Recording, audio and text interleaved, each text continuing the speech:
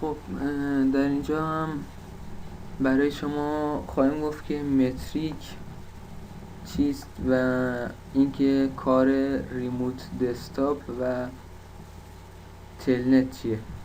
در بحث مسیریابی شبکه یا بحث راوتینگ ما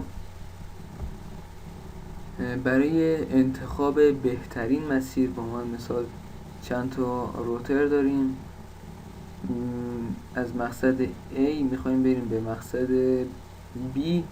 در این بین ما مثلا 2 تا مسیر داریم که هر مسیر چند تا روتر داره.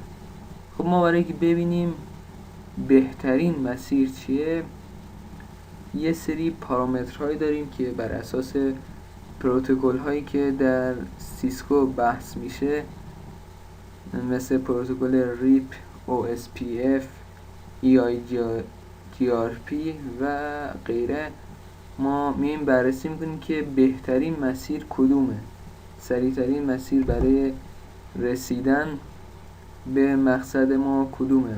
پارامترها در هر پروتکل متفاوته، هر کدوم الگوریتم خودشون رو داره.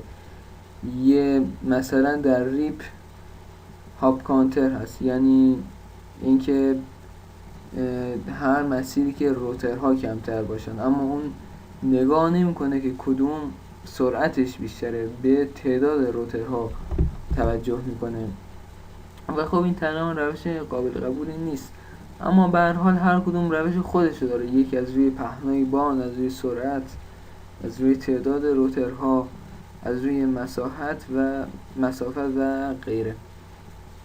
اما پس بحث متریک یعنی انتخاب بهترین مسیر. بعد ریموت دسکتاپ برای اینه که دیگه ما نیازی نباشه، به عنوان مثال ما توی شهر X هستیم و دوست ما در شهر Y. خب حالا یه مشکل در سیستمش پیش اومده، یا اصلا بهتره بگیم ما مدیر یا ادمین یک شبکه هستیم و الان رفتیم مسافرت، الان با ما تماس گرفتن که در شبکه یه مشکل جزئی پیش اومده. خب اینجا ما چی کار میکنیم؟ اینجا ما هر جا که هستیم به اینترنت متصل میشیم و از طریق ریموت دسکتاپ، یعنی در ویندوز اگه بخوایم بگیم ریموت دسکتاپ کجاست، وارد منو استارت میشیم، آل پروگرام، اکسسوریز و ریموت دسکتاپ کانکشن رو میزنیم. خب چنین کادری رو به ما خواهد داد. در اینجا ما دامنه یا آی پی اون شبکه که دچار مشکل شده، آی پی اون سیستم یا همون مثال دوستمون که سیستمش خراب شده، آی پی رو اینجا میزنیم و کانکت رو بعد اون میزنیم و بعد یه صفحه برای ما بالا میاد که نام کاربری و رمز عبور رو میخواد.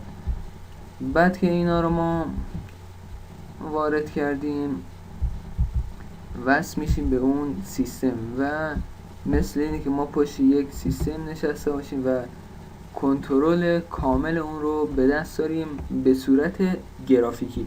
اما در تلنت نه، تلنت ما کنترل یک سیستم رو به صورت چی؟ کامند لاین یا به صورت خط فرمان بر عهده داریم و معمولا برای کانفیگ روتر از راه دور استفاده میشه. البته برای کامپیوتر هم میشه استفاده کرد، اما چون که در کامپیوتر ما از ریموت دسکتاپ استفاده میکنیم، در